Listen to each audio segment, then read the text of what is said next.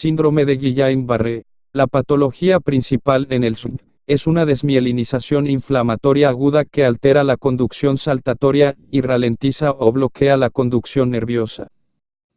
Además, se sospecha que los canales de sodio regulados por voltaje son bloqueados por anticuerpos, lo que también repercute en la función neuronal. El SUB presenta debilidad proximal o distal y pérdida de sensibilidad, que empeoran o mejoran desde el inicio. Los síntomas pueden influir en las capacidades funcionales, como andar, mantenerse levantado o incluso sentado en algunos casos. La musculatura facial y vulvar está afectada en alrededor del 50% de los casos. En los casos graves con debilidad extensa del tronco y disfunción vulvar, la función respiratoria y la capacidad vital bajo de 20/oblicua pueden estar comprometidas y hasta un tercio de estas personas necesitan soporte ventilatorio para mantener los volúmenes pulmonares y prevenir las infecciones respiratorias secundarias. Habitualmente se hace una traqueotomía F que está relacionada con síntomas más graves y con un ingreso más prolongado en la unidad de cuidados críticos. La afectación autónoma es habitual y provoca fluctuaciones de la tensión arterial y arritmias cardíacas. Esto puede influir en el proceso de rehabilitación, especialmente en las fases iniciales. Es necesario un diagnóstico urgente debido a la gravedad de las complicaciones.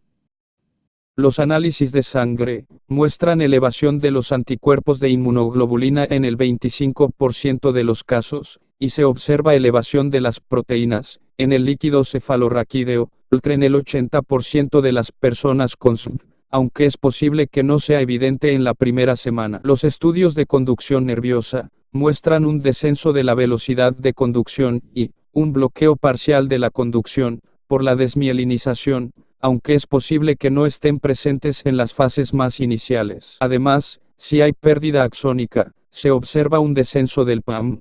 En la fase inicial, suele alcanzarse el periodo álgido de la enfermedad, en 4 semanas, con una recuperación progresiva después, aunque puede haber recaídas en el 16% de los casos, aproximadamente. El 10-20% de estas personas presentan síntomas discapacitantes. Aunque la debilidad y la pérdida sensitiva son las deficiencias principales, el cansancio persistente es un síntoma frecuente en la fase más crónica, ya que el 60% presenta cansancio intenso después de 1 año. No obstante, el grado de cansancio no se correlaciona con la gravedad, en la periodo álgido de la enfermedad, la función nerviosa periférica ni las infecciones previas. Sin embargo, es más prevalente en el sexo femenino y en mayores de 50 años. Se ha observado una relación entre cansancio y activación central con contracción muscular repetida, que puede estar causada por cambios en el tamaño de la unidad motora y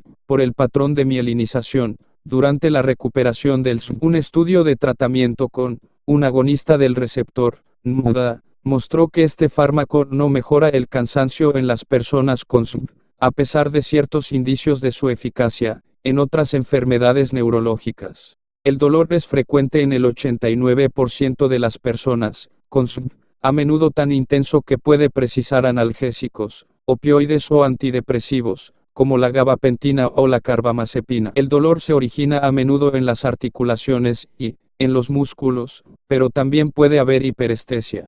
Tratamiento del síndrome de Guillain-Barré. El tratamiento inicial del SUB va dirigido a cualquier complicación grave, por ejemplo, descenso de la capacidad vital y de la protección de la vía respiratoria, mediante soporte de cuidados críticos. El tratamiento farmacológico consiste en administrar inmunoglobulinas intravenosas IGLB como primera medida con eficacia demostrada en estudios de intervención. Las IGLB pueden administrarse repetidamente, pero solo si la respuesta es buena a la primera dosis. El recambio del plasma o plasmaféresis es otra medida con efecto beneficioso comprobado en numerosos estudios de intervención. El efecto del recambio del plasma es mejorar la discapacidad, porque aumenta la proporción de personas que consiguen la recuperación completa y disminuye la proporción de personas que necesitan ventilación mecánica.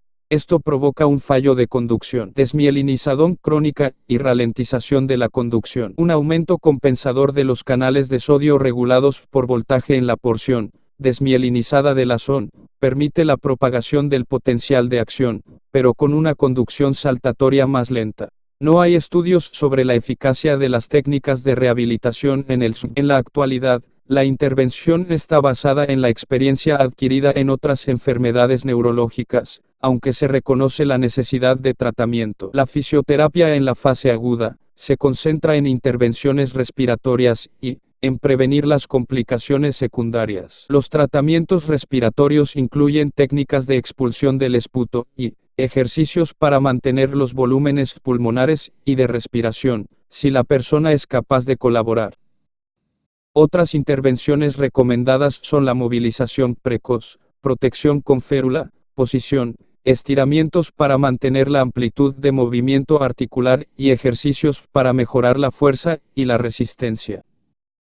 El miedo, la ansiedad y la falta de sueño son problemas frecuentes en las personas con SUN durante las fases iniciales. Es esencial una comunicación bidireccional óptima entre el equipo multidisciplinario y el pariente y los cuidadores para conseguir que estén informados en todas las fases, aunque esto puede resultar complicado si alrededor del 40% de todas las personas con SUN necesitan un periodo de rehabilitación intrahospitalaria multidisciplinar con el fin de mejorar la recuperación funcional y la participación. 2 estudios han señalado que las personas en estado más grave suelen acceder a los servicios de rehabilitación o de fisioterapia. El impacto de la fisioterapia puede ser importante, porque una encuesta reciente en personas con SUN puso de manifiesto que el 90% eran tratadas por un fisioterapeuta, aunque la cifra bajó al 75% después del alta hospitalaria. Esta encuesta encontró que las personas que no recibieron fisioterapia extrahospitalaria ni en la comunidad, tenían un grado más alto de discapacidad que las que sí la recibieron.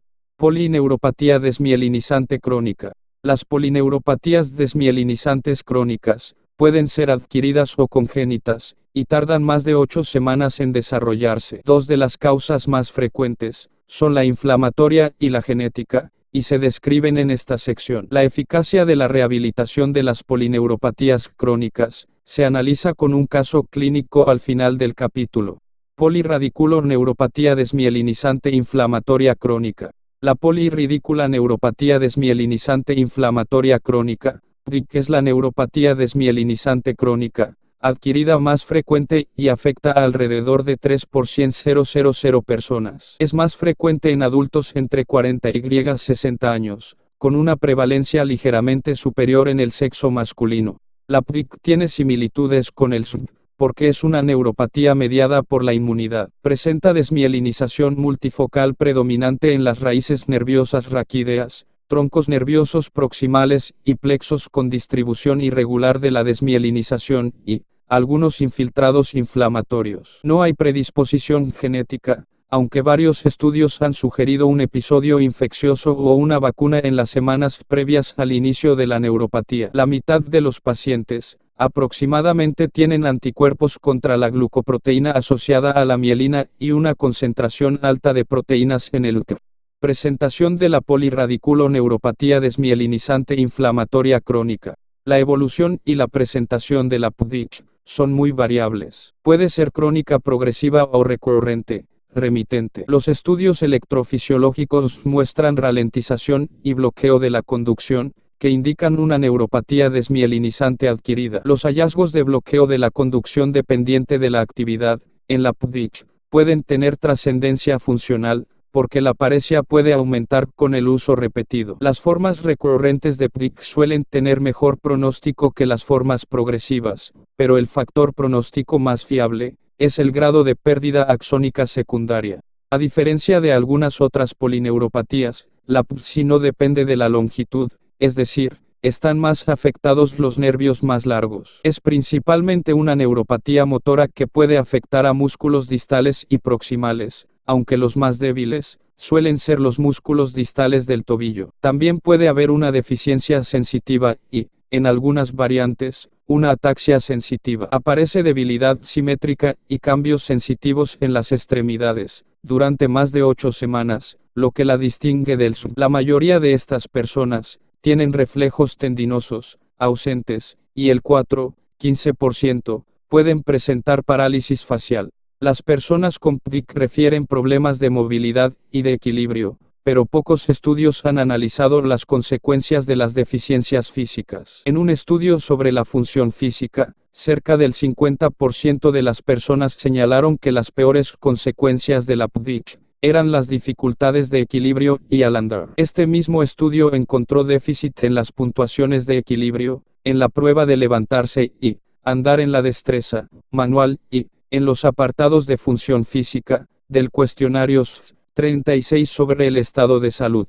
El cansancio es subjetivamente intenso en las personas con PDIC y es uno de los síntomas más incapacitantes en la mayoría. El grado de cansancio no se correlaciona con la alteración de la fuerza muscular y de la sensibilidad, ni con la gravedad de la enfermedad, por lo que todavía no está clara la causa del cansancio. No obstante, la consecuencia del cansancio, en este tipo de personas, es la posibilidad de disminución de la actividad diaria con desacondicionamiento secundario.